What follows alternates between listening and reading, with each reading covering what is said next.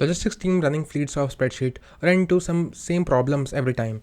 Double booked vehicles, drivers sent out with expired licenses, and nobody knowing the real cost of running a truck until the book closes. Okay, so TransitOps is a centralized platforms that fixes the vehicle and driver management and trip dispatching, maintenance, and cost tracking, with the businesses rules enforced in the database, not just the UI. Okay, so for building this application, you have used React. The front end is built on React Vite, and you have used Supabase for all the query transaction and storing the tables. As we can see, here's the overall schema in the schema visualizer, and it's all working. It's just not another CRUD application that's hard coded, but it's actually working.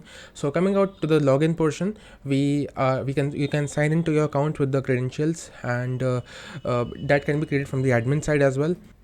So now we'll log in as a fleet manager. Now as we can see that we'll enter the password, and then we'll successfully be able to go into our account, as we have defined the scope as well. So now here's the dashboard. We can see some of the KPIs, and yeah, we can see that if we select the mini truck, or we have whatever vehicles, and we can see everything that is changing here over here dynamically. And if we see, all these filters aren't just decorative, they are working, and they actually recompute the KPIs in a very quick format. It's all optimized. And now let's talk about the vehicle registry. If we add the vehicle, we will get a quick form to save it, and then we can add a new vehicle with the registration number, name, model type, and region, with the maximum capacity defined, and odometer as well, with the acquisition cost and status.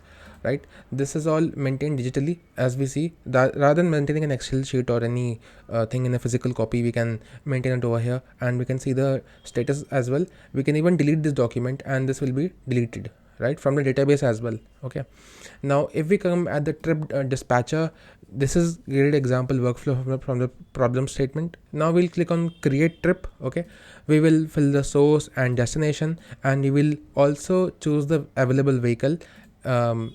It will dynamically load from database as well here, and then we'll also have the driver name as well. We can have the cargo weight, and we can have the planned distance as well. Let's say the cargo weight is approximately 100 kilos, and the planned distance is almost 200 kilometers. And then we can maybe type from Delhi to maybe Agra. Now we can save this as a draft. So this will be created accordingly, right? As we can see that it will be created accordingly, and the status will be showed if it is dispatched, or if it's completed or cancelled. And now let's come on to the maintenance part. Same atomic platform for maintenance. Opening a record on the vehicle immediately sets it to shop and pulls it out on the dispatch pool. Okay, and if we close the record, it's again back to available unless the vehicle is retired, in which case retired always wins. So here we can even open the maintenance record. And now coming on to the fuel expenses and cost roll up, we can add the fuel log as well over here. We can select the vehicle, and then we can even select the date and liters and cost, and then we can save the log. It will come over here, it will be getting displayed.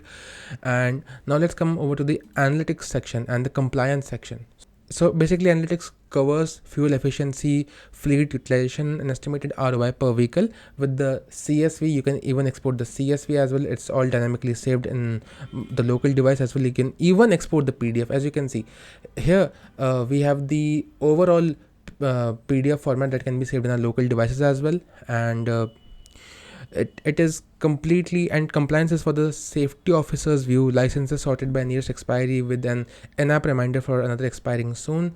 And here are some of the settings where you can see your role, name, and email, basic settings as well. So now everything you just saw, the uniqueness checks, the capacity validation, atomic status, transition, none of it trust the front-end logic. It enforces Postgres through the row-level security and RPC functions. So the rules hold even if someone hits the API directly.